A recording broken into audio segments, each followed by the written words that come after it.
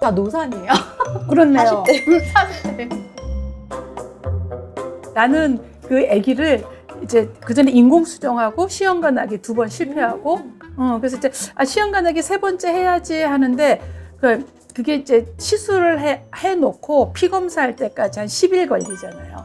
그 10일이 진짜 피가 마르더라고요. 10일간. 맞아. 그리고 막 기대하고 실망하고 이게 너무 힘든 거예요. 그러니까 그거를 나는 전에 내가 시험관하기 시술하면서 환자들을 봤으면서도 내가 막상 환자가 되니까 그걸 견디기가 힘이 든 거야. 그래서 사실 나는 주사 맞고 이런 게 힘들지는 않았어요. 맞아요. 근데 그 10일을 기다리는 게 너무 힘이 들어서 3번째는 바로 못 하겠더라고. 무서워서.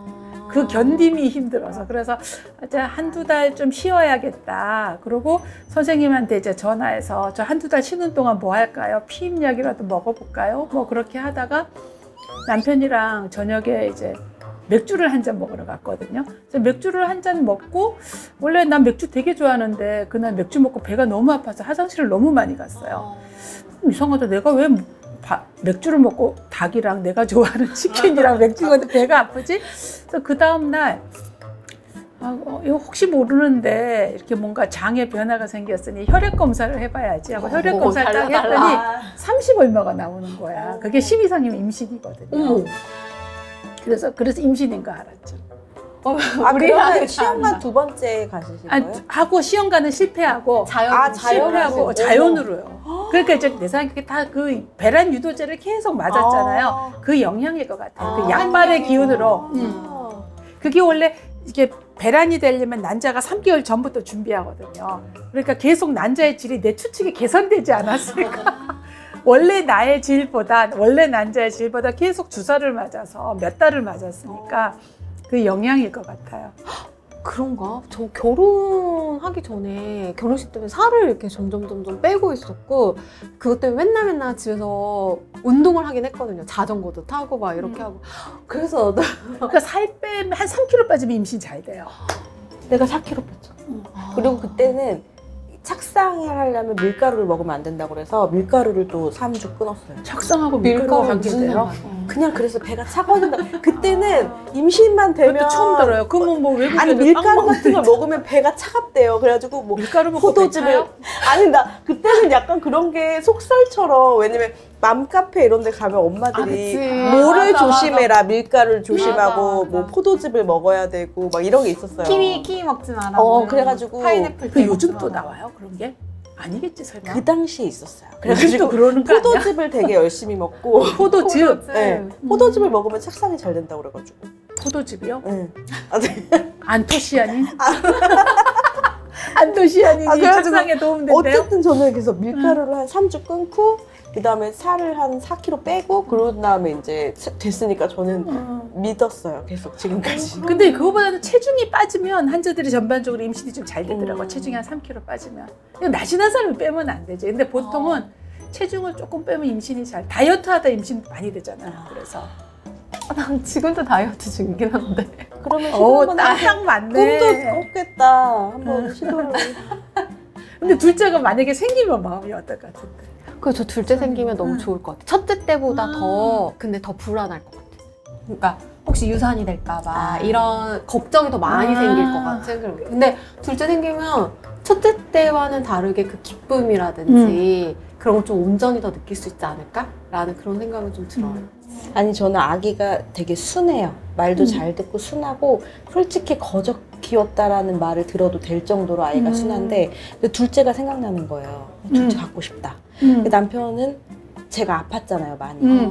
그래서 안 된다. 근데 나는 못 믿는 건 아니고. 누구를? 우리 남편. 우리 남편 비슷한 얘기를 하는데, 임신 중에 제가 몇 번 이제 이벤트들이 있었으니까 아팠던. 그러니까 자기는 이제 내가 걱정된다는 거예요. 네가 10달 동안 잘 버틸 수 있을지, 힘들어하는 걸 보고 싶진 않다. 그런 얘기를 하는데 돈 얘기도 했다며. 그러니까 나는 못 믿겠는 거야. 그런 얘기하면 엄청 섭섭하지 않아? 그래.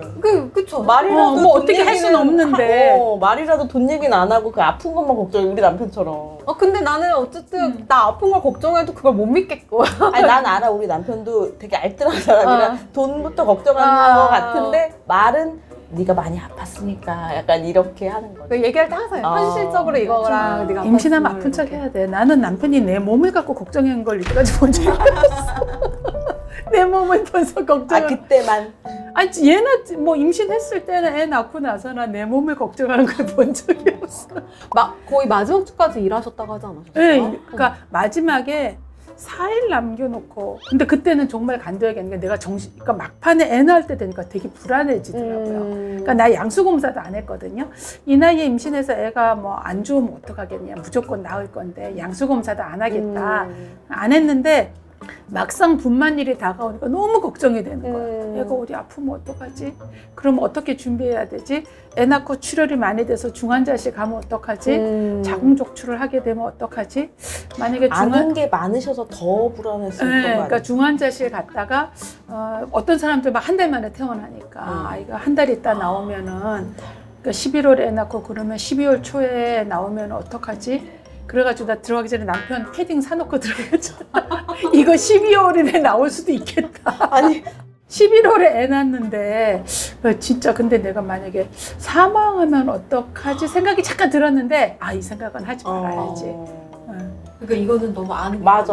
그래서 하여튼 그런 걱정을 그러니까 막 나오기 직전 되니까 며칠 전에 너무너무 걱정이 되는 거예요. 너무너무.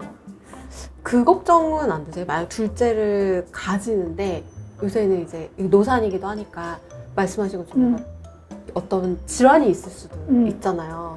그러니까 그것 때문에도 좀 남편은 걱정된다고는 하더라고요. 둘째 그런 거. 뭐 그렇지만 우리가 한자들한테 그 얘기하는데 차 살 때 자동차 사고 걱정하고 차 사냐고. 물론 걱정이 되죠. 그건 해보지 않으면 모르는 거죠. 물론 이제 예측은 할 수 있죠. 뭐 가족력에 당뇨 고혈압이 있다든가 내가 지금 그 병이 지금 이미 있다든가 이러면 예측은 하겠지만 굳이 그러지 않는다면 예측을 하면 또 준비하면 되고 그거를 걱정할 필요는 없을 것 같아요. 제일 걱정하는 건 자폐 스펙트럼이에요. 나도 지금 그 얘기야. 그거는 어차피 어떻게 할 수 없는 거예요. 임신했을 때 모르잖아요. 네. 나와봐야 하는 거잖아요. 자폐 스펙트럼이면 또 어떻게 해요? 어때요? 그러니까 그거를 우리나라가 점점 복지가 좋아지지 않을까?